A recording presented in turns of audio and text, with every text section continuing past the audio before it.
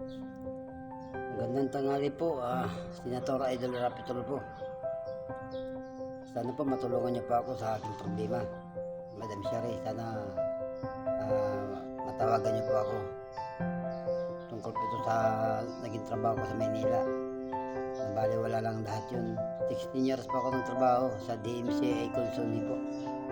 Sana po matawagan niyo po ako. Mahaba po kasi ang istorya, Madam Shari. Alam ko kung gaano kabusilak ang inyong puso, mga reporter, lalo ka na, Madam Shari. Alam ko na super bait ka, alam ko na iyaking ka, lalo na pag meron mga emotional na mga ano nyo. Sana matulungan niyo pa ako, tawagan niyo po sana ako, ilapit niyo sana kay Idol Rapitol Connection. Alam ko kung gaano kabusilak ang puso ni Idol. Sana po matulungan po ako.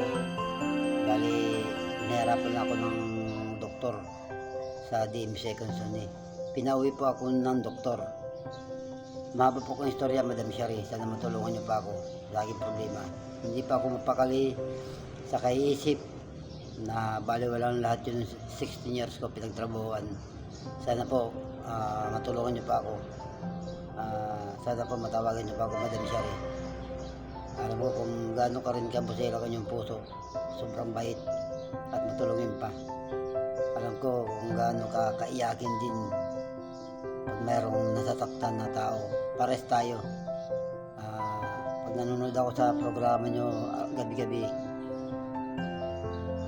talagang napapaluan na lang ako. Kaya sana matulungan niyo po ako. Nalapit sana kay Senator Rapitol Connection. Thank you very much, Madam Shari. God bless you na lang po sa inyong lahat, mga reporter. Ingat niyo palagi. God bless you na lang po sa inyong lahat, lalo ng mga attorney ni Idol Rapitol po, mga Tidya Radio.